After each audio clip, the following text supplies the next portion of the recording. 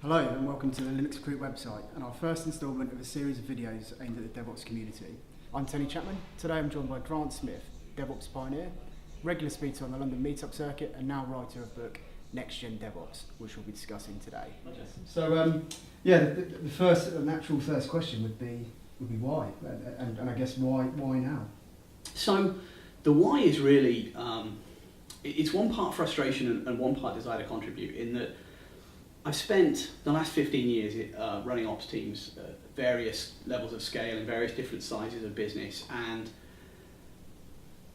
I and my colleagues in dev as well, we've been frustrated by what we've been able to achieve. It's always felt like there was a great idea, we had talent, we had time, and yet we didn't quite fulfill our expectations. And over the years, I've seen a pattern emerge as to those projects that didn't quite hit the mark. And that really started to build in me as my time in EA at Playfish came to an end. And on the other side of it, I've had a great time in IT. Right? I was not that great at anything else in school, to be honest. And the IT industry has been an awesome place to work, and it felt like there was something I could contribute. And a book seemed the right way to address that contribution. I've got this idea of a pattern, I've got a hypothesis, I think, as to why we're not able to build the services to the level and the standard we expect from ourselves. And so it seemed like the ideal play to do it. Write the book, create a framework, get people talking, hopefully. So what's the general premise of the book? Generally speaking, so it can be stated as, if you look at most IT departments, and I've worked in a few and I've got friends in others, and I talk a lot to people in IT departments are structured today pretty much the way they have been for the last 50 years. We've got separate development departments, separate operations teams, separate testing departments, they get hired at different times, and that's been a pattern for a long time now. And yet look at the developments that have happened in the last 10 years, just the last 10 years. You know, we've got the agile movement coming in and shrinking our projects down and bringing closer our expectations so we don't get the scope creep and things that we used to have. We've got cloud computing becoming now, an everyday service. We've got DevOps being discussed. People are now expecting online services. The industry has changed from building packaged goods that it used to do 10 plus years ago to now almost exclusively producing services. And yet we still work in the same sorts of rigid structures we used to work in 50, 60 years ago. So we expect radically different results, and yet we're not changing how we do things. So a lot of it is about changing mindset, breaking down barriers. It's about, my approach is to say, if you're building an online service, what skills do you need to build that thing, launch it, and manage it through its life? And then how would you structure a team to use those skills to build that service? Effectively, boiled down to a nutshell, that's what got me started on this. I'm in EA, I'm watching online games being built and looking at the structures that are being put in place to run those games, and I'm seeing a big disparity between the skills that are needed to build, launch and manage and the skills that get applied at each of those times and those places.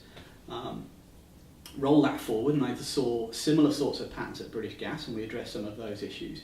Playfish certainly had some problems with that. Again, we made some inroads to this, and this framework is really what I've learned from those places, and roll that forward to, if you were either doing this from scratch and trying to build an online service, how would you build that team? Or even if you're in a business already, you're looking to transition to building online services, what are the changes you need to do? Because if you think you can just do the same thing you did when you were building small package software or small applications to running an online service, you're mistaken, it won't work. So you talk about 3 core philosophies within the framework. Can you talk us through that? So the 3 major pillars that this is all based on is product first. What is the service you're building? What does it need to do? The second pillar is, if you're going to build a service, it's going to be consumed by potentially anybody on any number of devices, anywhere in the world potentially, you need to know that this is going to work. You can't just trust to luck. And that means testing must be built in right from day one. This isn't something you bolt on at the end. This isn't something you open to the lowest bidder. This is something you need to be able to verify right from day one how your application behaves in various different scenarios. And you're going to build this thing potentially many times a day. That means you need to be verifying its behavior many times a day. And the third pillar is about skills. And the point here is, if you're building an online service, you're going to need a variety of different skills. You're going to need some developers, you're going to need some operations skills, you're going to need some network engineering, network security, all manner of different skills. If you need those skills, the skills are more important than the roles. And the skills are there to build this product. So really, if you look at those three things, what do you get to? Well, you get to the idea of I'm building an online service, I need a team suitable to build, launch it, and manage that service throughout its life cycle. And I need to be verifying that that service is behaving the way I expect all the time. And none of those things are afterthoughts, they're all forethoughts. So you're building silos within products rather than... Yeah, which is not a new approach, right? I mean, the divisional org structure has been with us at least 20, 30 years. And certainly, you know, you look at the FTSE 500 and most of those companies are divisional. You know, there are product divisions. You look at a bank and you're going to have credit divisions and you're going to have online service divisions and that kind of stuff. But if you look at an IT department, boom, development, operations, testing. We don't do it by product. Now, there's a lot of reasons for that. You know, there's a lot of senses that products might fail, they might be transient, and also the idea that you would have an entire team for one product probably isn't practical. But there are ways of doing this, right? You look at everything we use in IT as a product. You know, if you consider building any online service, you're going to be using source control systems, you're going to be using hopefully automated test harnesses, you're going to have artifact repositories, you're going to need configuration management systems. All of these things I've just listed are products as well. Who owns the budget for those? Who's the stakeholder for those? Who are the teams owning and supporting those things? If we look in our IT departments, we actually develop and use a lot of online services and a lot of products.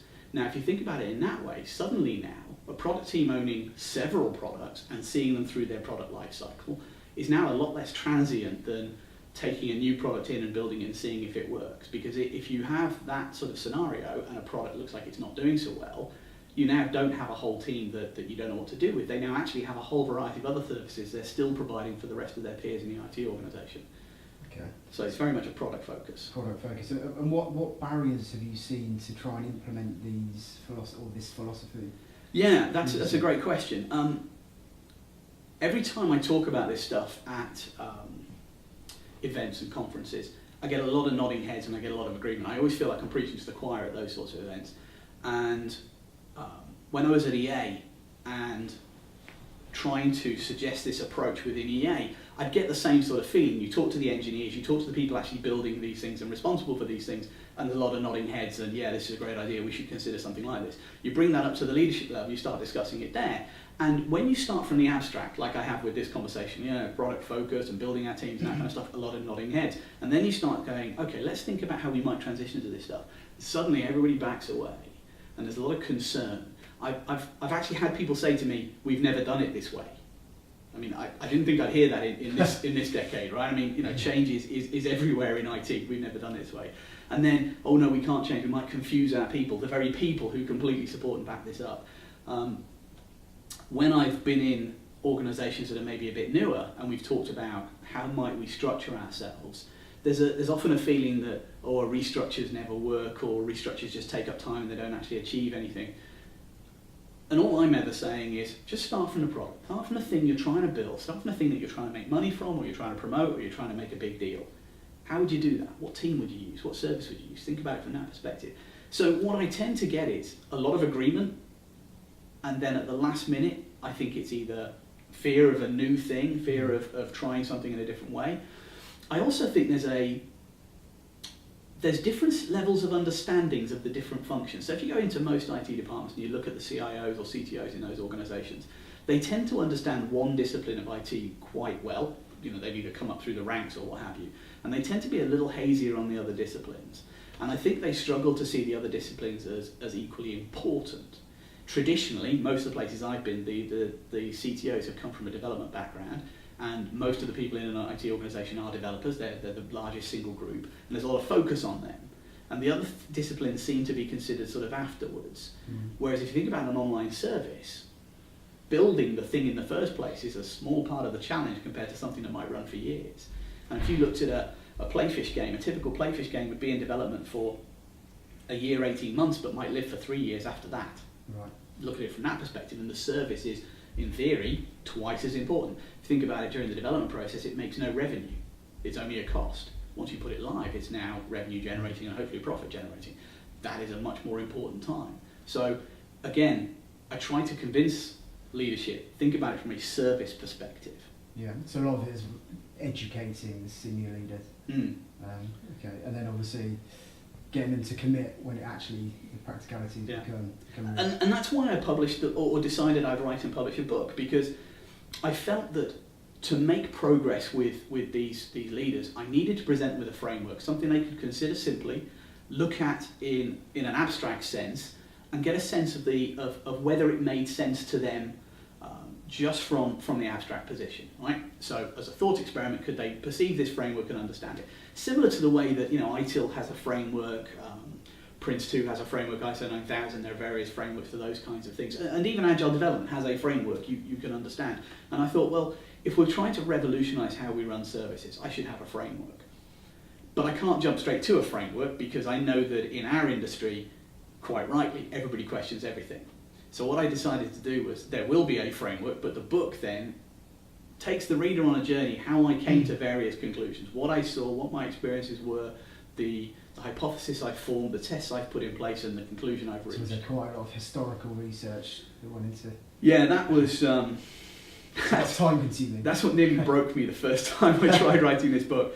So when I left EA, I pretty much got started on it, and I wrote the chapters in order. I'm not sure whether that was the right thing to do or not, and now I look back on it. But the third chapter is really a study of the history of the IT industry. It isn't the history of computers. It's not about the electrical engineering and all the rest of it. It's not about the study of development and programming languages. It's literally the study of computing as a business and how it's operated. Now, there's not a lot written on that.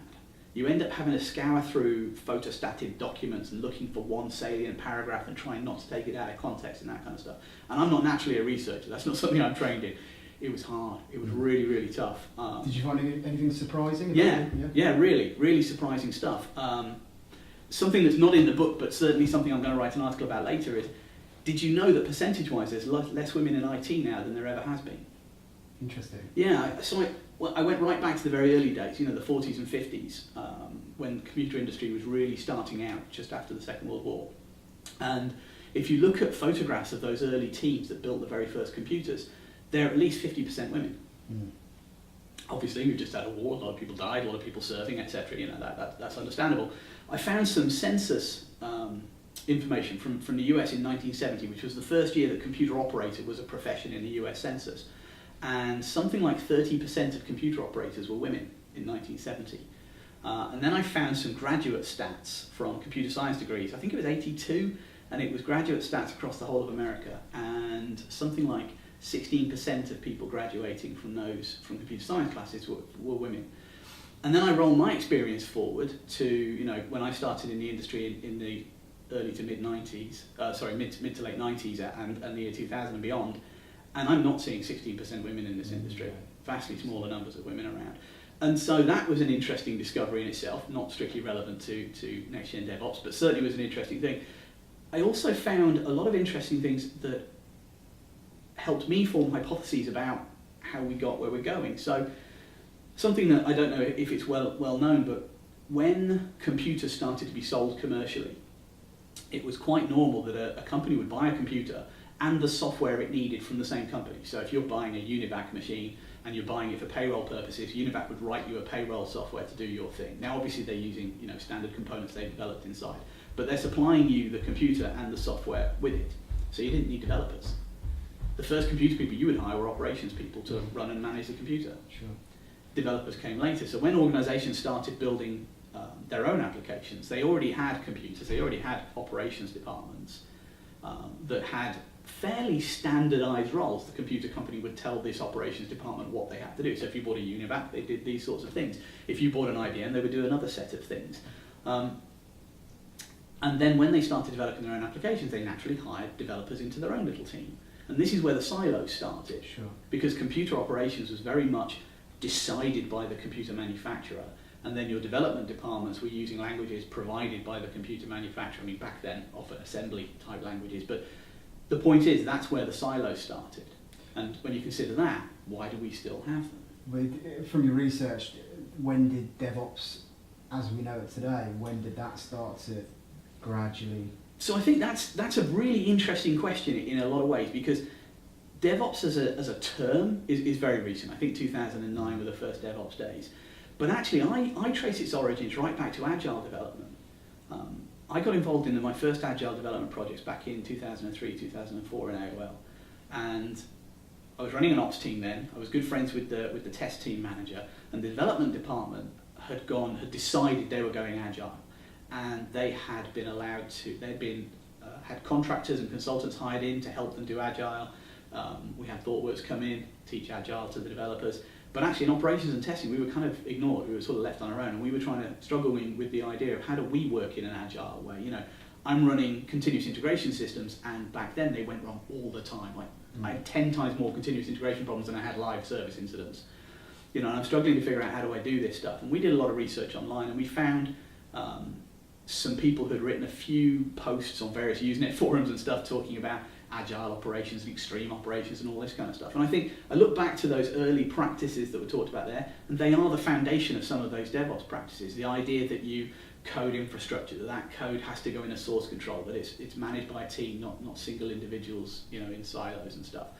And I think the early development of DevOps came from some of that agile development, applying those principles into operations teams. I think what the DevOps movement did was really make a great noise and picked a good time for saying, actually, we in operations, we need to learn from development in a lot of places, and we need to take a much more formal approach to some of the things we're doing if we're going to make them repeatable and successful. So I think that the roots of DevOps lie in the agile movement, and everything I think that I've done in the book is to try and build on what's gone before. So I'm building on the agile movement and what we've learned from them, building on the opportunities presented by cloud computing, building on the discussion, you know, the DevOps discussion, the big impact it's had is on an explosion of tooling. In operations, for decades, we've been writing our own tools and labouring in isolation in our businesses and having to build our own custom components, you know, unless we work for a bank and we're buying big commercial off-the-shelf tools. Now, though, you go onto GitHub and there's 13 different monitoring systems and 15 different configuration management systems, and you get a lot of opportunity to use other people's things, which means you don't have to start everything from scratch. So I think the DevOps movement's done a great job of making some of those tools. Okay. Is that part of the reason behind the name Next Gen DevOps? Yeah, I wanted to tip my hat to the DevOps movement. Those guys have done a great job, and I'm not going to stand here and try and define a definition of a movement that I didn't start. And so, but I did want to provide a definition. I did want to provide a framework. So I think DevOps is great. I'm happy with what it's done so far. I'm looking at what happens next, and so it seemed logical for me to call this Next Generation DevOps. I think it's extending the processes or the discussion that DevOps has had to the provision of all of the services we use and build. Okay, so what do you see for the future of DevOps? So what does DevOps look like in 2020, for instance? Yeah, so I think the future of DevOps is the future of IT, and the future of IT is an acknowledgement that we build services, that will live for years, that we build services that will be used by people all across the world 24 hours a day, and that everybody is our customer. And I think that means the industry as a whole has to mature. The operations discipline itself has to mature. I think that in 20 years' time, you won't get operations engineers that learn this trade in their bedroom, or at least I certainly hope you don't. You know, we have a formal degree course for development. We don't have a formal degree course for network engineering, for operations engineering, for IT security or network security. Do we need one? I don't know, but we certainly need more formality in those things. We need more application of the scientific method. We need more formal engineering in those professions, particularly if IT is going to deliver on its promise. Okay. You gave me an example last time we met about not being able to find good junior operational guys coming through the ranks purely because of the computer science. Yeah, so developers. Several times over the last decade or so, I've been in a position to look to hire young people, graduates, etc., to try and avoid those guys who've got all the bad habits already. You know, maybe make an operations person the way I think they should be guided. And I've really struggled. You know, the youngest person I've been able to get hold of is sort of already 25 years old. already got a degree of some sort or another, already been in the industry 5 years, and I'm really struggling to, and not that they already had tons of bad habits, but I'm struggling to find those young people. And the big concern I have is, how would you get into this gig? So when I was at uni and I was interested in Linux, I bought a Linux Unleashed book and I had to install Slackware 4, and that means work. I had to understand and learn a whole bunch of new stuff. You want to do that today? You stick the CD in, it just works. You don't even have to install it, it'll run straight from the CD. You want to run Apache? It actually probably already is running if you've got some sort of Red Hat CD. You didn't have to do anything, you know. You want a nice pretty desktop? They all come with that already. So it's very difficult for a new person to sort of really get to grips with this. How do they learn? You know, I had to work my bum off to get a game working on DOS. You know, I had to clear memory and all sorts of other things. You don't do that anymore. So if you're an ops person, or if you're somebody who doesn't necessarily want to be a developer but is interested in IT, where do you go to learn? You stick your games in, they just work. You want to install Linux, it just works. All this stuff is fairly ubiquitous. You want to make, you want to read an Apple file on a PC, well, the software's going to be there for you. It's already going to work, right? So it's very difficult to learn in your bedroom now. So how do we go about tackling that issue? I think there's 2 or 3 things I want to do at the same time. Everywhere I go, I try and see if we can figure out some sort of graduate program. I find that really difficult in the UK. In the US, they seem much more willing and able to do graduate programs. In the UK, I've really struggled to get any traction on that, but that's something I definitely want to do. People fresh out of computer science who are interested in things beyond merely development, I think there's an approach there. Or actually any graduate course. I mean, by training, I'm a civil engineer. Engineering is a great basis for some of the stuff that we need to do. So I think some sort of postgrad training. I also think there needs to be some sort of discussion in academia about the gap that exists at the moment between electrical engineering and computer science. What's in between that now? We've got whole operating system layers and whole abstraction layers in between these things, and I think there needs to be some discussion about how do we get people from designing silicon and processors to all the way at the other end where we've got people writing software that runs 2 or 3 levels abstracted from that. What's in between? So I think there needs to be a discussion in academia there. And then I think there needs to be some real discussion in IT itself about what do we need from people? Are we being serviced well by the people who come out of academia? Are they the right things we need? I've got a lot of respect for the computer science course, and there's a lot that it covers that is worthy. But is that the only course we need?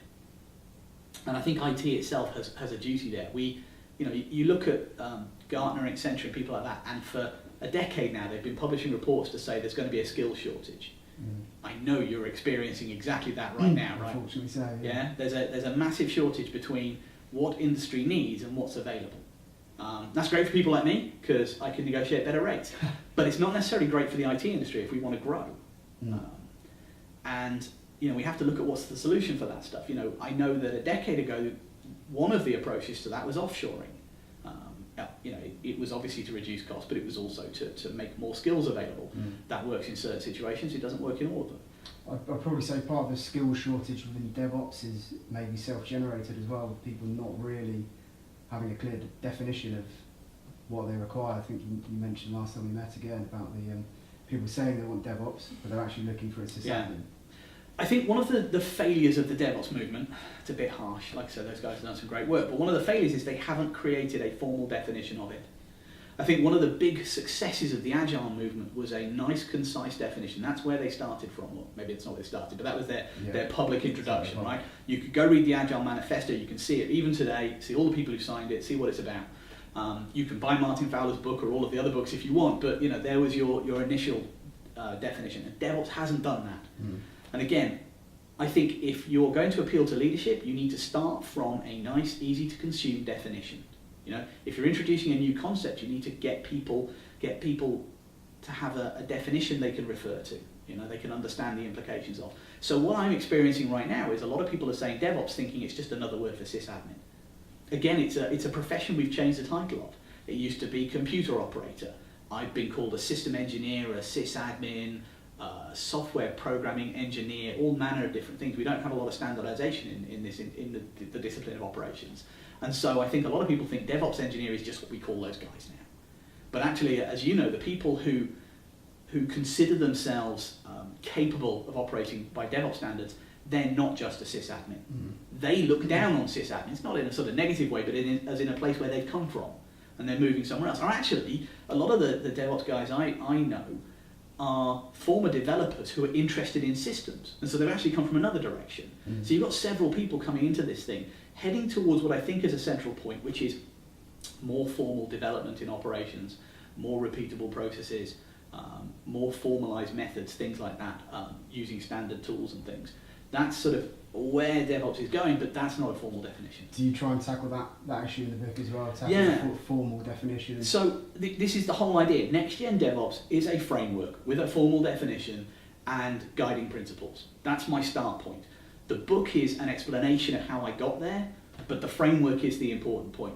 And again, the reference to next-gen DevOps is, like I say, a hat tip to the DevOps movement, but also acknowledgement that it's not my place to define DevOps. I didn't create it, it's not my first concept, but next-gen DevOps is my thing, and that has a formal definition. And that is, as we discussed earlier, it's about a product focus, a recognition that the skills for the product are what's important, and embedding testing right from day one as the most important thing. Okay, so what's next for next-gen DevOps? So next is, the book will be published in a few weeks. The framework will follow shortly after that.